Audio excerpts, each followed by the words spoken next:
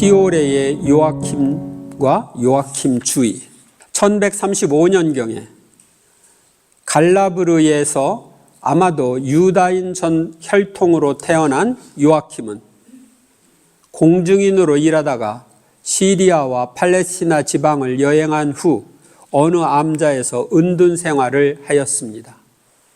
시토 수도회에 입회한 그는 시토 회원의 자격으로 1189년 피오레의 수도원을 설립하였습니다.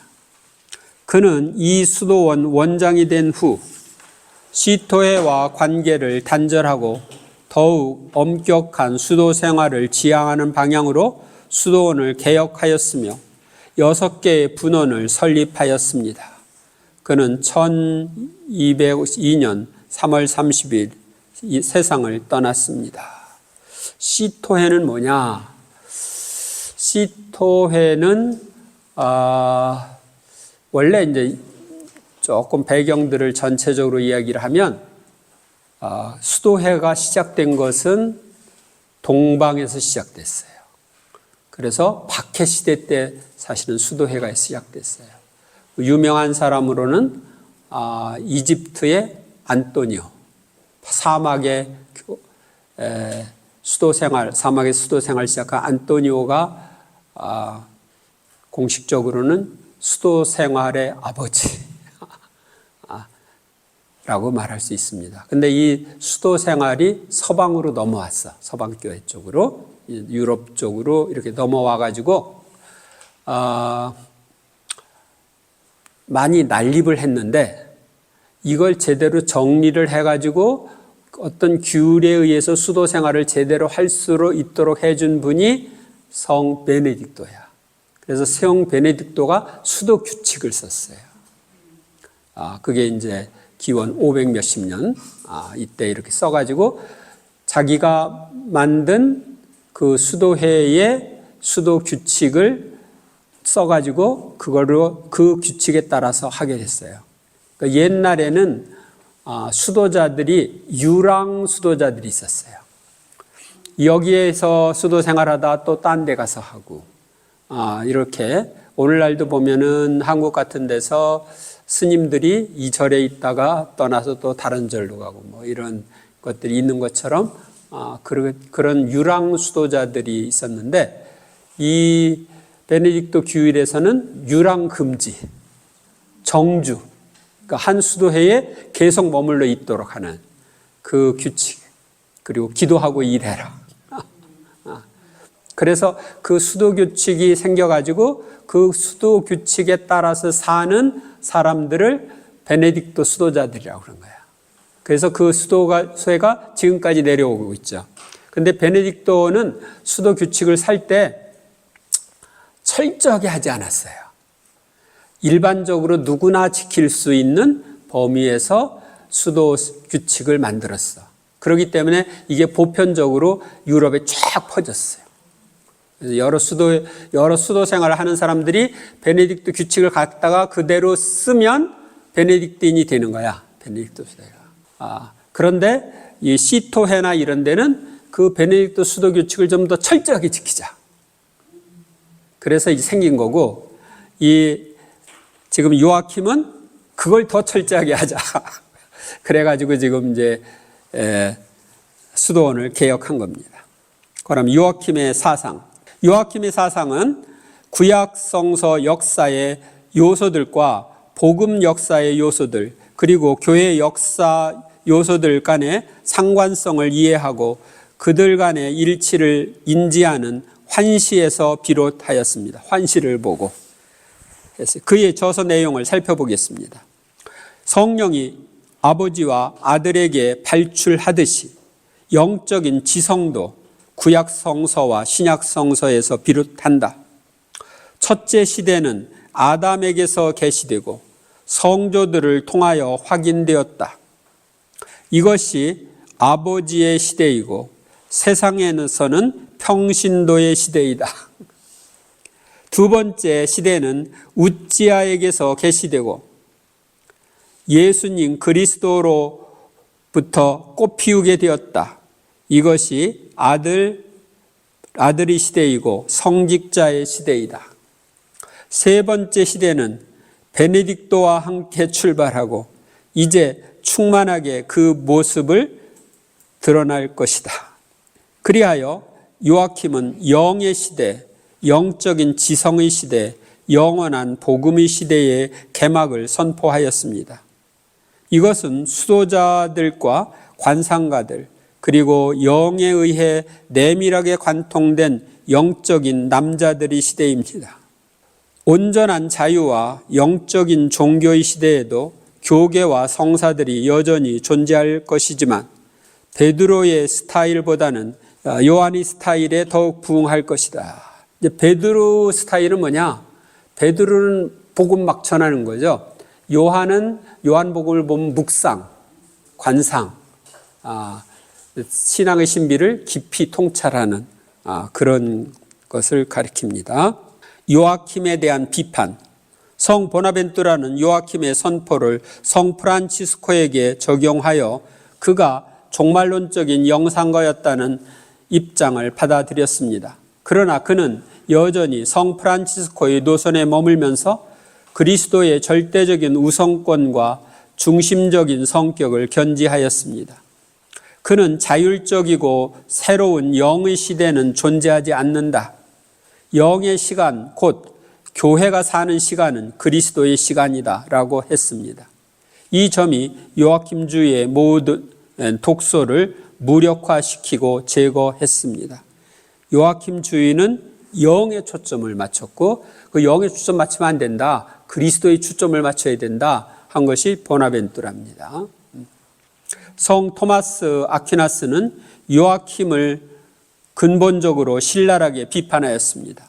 토마스에 의하면 신약 성서의 지위나 체계는 그리스도의 영이 온전히 함께하는 것입니다. 성령은 아버지를 계시하고 아버지께로 인도하는 말씀, 아들을 이해시키는 역할을 합니다. 토마스 아퀴나스 자신도 설교의 은총을 받았습니다. 사도직의 놀라운 은사는 역사 안에서 계속 수행되어야 합니다. 프란치스코는 그리스도의 완전한 이미지로 복음주의의 참된 기적으로 나타났습니다. 요아킴은 제3시대를 열고 영으로 충만한 계시를 전달할 엘리야의 귀환을 예고하였습니다. 요아킴에 의하면 프란치스코는 새로운 엘리야였고 묵시록의 6번째 인장의 천사였습니다. 그는 영의 시대의 창시자요 영원한 복음을 선포하는 이였습니다. 요아킴은 자기 멋대로 해석을 한 거예요. 요아킴 주의의 영향, 1340년부터 전통적인 수도원 제도를 거슬러 엄격한 실천을 강조하는 경향이 생겼습니다. 사람들은 지상에 지배가 없는 가난한 교회를 원하는 사람들의 복음주의에 매료되었습니다. 그 복음주의는 그들이 지닌 이상의 절대성 때문에 가혹한 취급을 받았고 심지어 화형에 직면하기도 했습니다. 청빈 형제회는 프란치스코회 안에서 가난에 대한 무조건적인 자율성을 주장하고 그룹을 형성한 사람들을 일컫는 말입니다. 이들 중에는 그리스도의 순전한 영적인 다스림을 강력히 원하면서 성사와 교계제도, 곧 교황의 위계의 이의를 제기하는 이들도 있었습니다.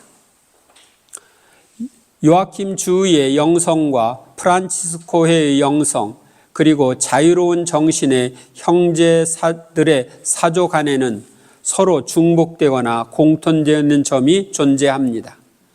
요아킴은 지상의 역사의 내면화와 자유의 체계로 특징을 이루는 종말론을 도입하였습니다. 이 희망은 사회적인 저항과 교회에 대한 개혁적인 비판, 그리고 새로움과 자유에 대한 갈망을 고무시켰습니다. 이 희망은 이성의 철학, 진보의 철학, 또는 영의 철학으로 표현될 수 있었습니다. 단테는 황제들이 교황의 지상권을 거부하고 영적이고 가난한 교회를 요구하였다고 회상하였습니다. 이 당시는 이 서방에서 교황이 지상권도 가지고 있었어요. 그러니까 교황한테 축복을 받아야 황제가 되는 거야. 그러니까 교황권이 세속권보다 위에 있었어요. 그래서 단테는 이제 황제들이 교황의 지상권을 거부하고 영적이고 가난한 교회로 돌아가라 이렇게 요구했다는. 아마 18세기 중반, 19세기 이때까지 교황령이 있었어요. 교황령이, 그러니까 이제 지금 바티칸에 거기를 중심으로 해서 북쪽으로 이렇게 해가지고 교황이 다스리는 땅이 있었던 거야. 그 교황이 다스리는 땅이 있으니까 세속처럼 총리가 있고 거기를 다스리는 그런 것이 있었는데, 이게 이제 이탈리아가 옛날에는 이렇게 그 이쪽 제후 저쪽 제후, 그래서 각 지역을 제후들이 장악을 했는데 통일 이탈리아 왕국을 만들면서 이제 교황령도 다 수용을 해버린 거예요.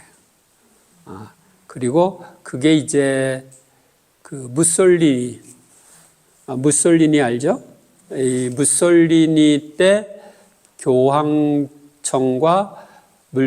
그 이태리가 협정을 맺어가지고 지금 현재 있는 바티칸 그 지역하고 그 몇몇 이제 대성당 그 땅에서 일부를 그것을 교황령으로 인정하고 다른 것은 다 몰수하고 그렇게 돼서 세속권을 잃어버린 거예요. 그러나 교황님이 다스리는 바티칸이 있기 때문에 지금도 우리 교회는 세속권과 연결되어 있는 거예요. 그래서 각 나라의 교황 대사가 가고, 그래서 세속적으로 뭐 군대는 별로 없지만 근위병만 바티칸 근위병만 있는 거고, 다른 것들은 이 이태리에서 이제 보호를 해주는 거죠. 이태리에서 그걸 치안이나 이런 건 뒤에서 책임을 져주도록 그렇게 되어 있기 때문에 지금 이 현 상태가 된 겁니다. 요아킴 주의의 희망은 14세기에도 다시 등장하였고, 교황들이 아비뇽에 머물러 있던 시절에 특히 그러하였습니다. 로마인들의 수장이었던 리엔조의 콜라는 약속된 영이 모든 인간에게 내려서 세상의 모습이 일신되기를 고대하였습니다. 그는 스스로를 성령의 군사요 기사라고 불렀습니다. 지금도 우리가 성령이 내려서 세상이 일신되기를 바라죠. 세상의 쇄신은 영의 쇄신을 통해서만 기대할 수 있습니다. 15세기 말과 16세기 초에 많은 예언자들이 고난을 예고하면서 아울러 세상의 쇄신을 준비하라고 외쳤습니다. 지금도 똑같아. 대환난 이런 거 예고하면서 세상이 새로워질 거다. 16세기에 프란치스코회 회원들과 도미니코회 회원들이 멕시코를 복음화하는 과정에서 요아킴의 주장을 참고하였습니다.